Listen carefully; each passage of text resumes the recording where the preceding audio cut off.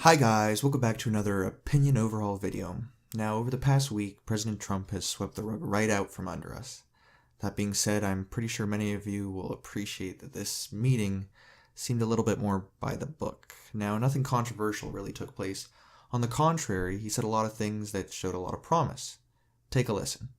This is Black History Month, so this is our little breakfast, our little get-together. Hi, Lynn. How are you? Hi, how are you? Good, nice to see you. And just a few notes. During this month, we honor the tremendous history of the African Americans throughout our country, throughout the world, if you really think about it, right? And their story is one of unimaginable sacrifice, hard work, and faith in America. Last month, we celebrated the life of the Reverend Martin Luther King Jr., whose incredible example is unique in American history. You read all about Dr. Martin Luther King a week ago when somebody said I took the statue out of my office, and it turned out that that was fake news. Fake news. The statue is cherished. It's one of the favorite things and we have some good ones. We have Lincoln, and we have Jefferson, and we have Dr. Martin Luther King, and we have but they said the statue, the bust of Dr. Martin Luther King was taken out of the office, and it was never even touched. So I think it was a disgrace, but that's the way the press is. Very unfortunate. Oh, fake news. Those words have been said so often and it's uncool now. Anyways, even if he does have a point, I don't really think it's necessary to bring it up around this group of people in this context. But whatever, let's move on. Museum and National Mall where people can learn about Reverend King, so many other things. Fredrick Douglass is an example of somebody who's done an amazing job and is being recognized more and more, I notice. Harriet Tubman, Rosa Parks, and millions more Black Americans who made America what it is today. Big impact. I'm proud to honor this heritage, and we'll be honoring it more and more. Now, you probably didn't even pick up on it. I actually didn't the first time.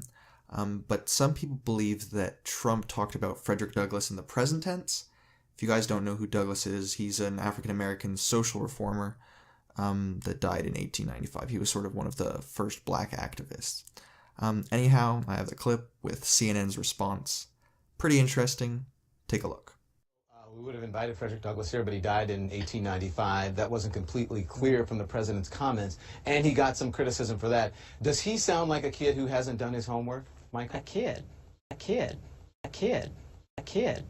That is the exact reaction I had. Okay, let's stop right there. This is where CNN starts to lose some of its credibility. You can't go ahead and let your anchor, Don Lemon, suggest that the leader of the free world is a kid. I think we can agree whether you like Trump or not that the office, the title of that office, just requires a little more respect. I mean, we all know CNN leans a little bit to the left, but in this case, it shouldn't be so blatantly obvious. Let's get back to the meeting. I met Darryl when he was defending me on television. And the people that were on the other side of the argument didn't have a chance, right? That's right. And Paris has done an amazing job in a very hostile CNN community. He's all by himself. And we'll have 7 people in Paris, and I'll take Paris up in 7. But I don't watch CNN, so I don't get to see you as much as I don't like watching fake news. No, none of us watch news anymore. But Fox has treated me very nice wherever Fox is. Thank you. Now, it's true that Trump had a greater portion of the African-American vote than Romney back in 2012, but I really think it shouldn't even be brought up as a comparison. In that election, Romney came up with something like 6% of the African-American vote, and then Obama with the other 94%. I think to strike a chord with the African-American people, you need to be a little more honest. That small of a margin really shouldn't be a so-called success. I mean, it's sort of setting your bar very low. Okay, so he goes around the table, everyone introduces themselves, there's like 20 people in the room. They all seem to be very educated, very accomplished, and Trump seems to know quite a few of them personally. Everything appears normal until we get to this guy. It's pretty funny. Darryl Scott, pastor, New Spirit Revival Center, and Black Trump supporter. But speaking of the community, let me just say this real quick. I told you I'm going to try to throw it in. I was recently contacted by some of the top gang thugs in Chicago for a sit-down. They reached out to me because they associated me with you. They respect you. They believe in what you're doing. And they want to have a sit down about lowering that body count. So in a couple of weeks, I'm going in I Chicago. think it's a great idea because Chicago is totally out of control. Well, I let them know. I said we got to lower that body count. We don't want to talk about anything else. Get that body count down. And they agreed that the principals that can do it. These are guys straight from the streets, no politicians, straight street guys. But they're going to commit that if they lower that body count, we'll come in and we'll do some social programs. So they're in Well, agreement. if they're not going to solve the problem, and what you're doing is the right thing, then we're going to solve the problem for them, because we're going to have to do something about Chicago. Because what's happening in Chicago should not be happening in this country. But they want to work with this administration. Good. They want to. They reached out. I didn't reach out to them. They reached out to me. They want to work with this administration. They believe in this administration. They didn't believe in the prior administration. They told me this out of their mouth. But they see hope with me. I loved it. I can't believe this guy. He is ridiculous. There's no way on this god-green earth that all the thugs in Detroit sat down with this man and had a spot of tea. Detroit is like the home of the Crips and the Bloods, like the most dangerous gangs in America. There's no way that these guys wanted to clean up the streets, especially in the name of Trump. I assume the guy that's speaking right now is a little bit of a suck-up. He sort of comes off that way. That being said, I'm not saying he's lying. I just sort of thought it was funny how he said it. That's all. Then it sort of takes a turn for the worst. The rest of the footage I have is Trump talking about fake news, and there's some truth to what he's saying, don't get me wrong there. I mean, you can even see a glimpse of it in the CNN clip I showed, but we're going to save that topic for a whole other video.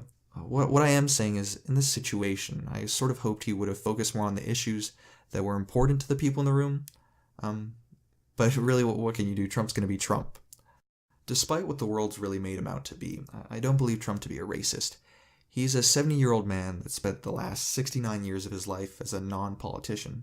Yes, he said some controversial things, and his campaign was obviously disconnected from the African-American voter base, but I don't really think that's a good enough reason to say he's a blatant racist. He's had to work and is going to continue to work against the grain because, well, he ran as a Republican.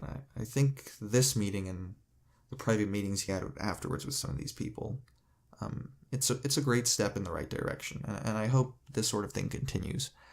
In the room, everyone was seated, everyone seemed willing to work together, and sort of hopeful. I mean, that sort of thing nowadays, I think we really need it.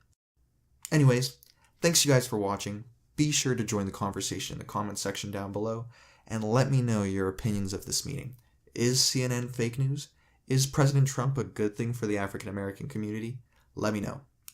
If you like this video, subscribe for more content, check me out on Twitter, and be sure to visit us tomorrow. Thanks you guys, and that was your Daily Dose.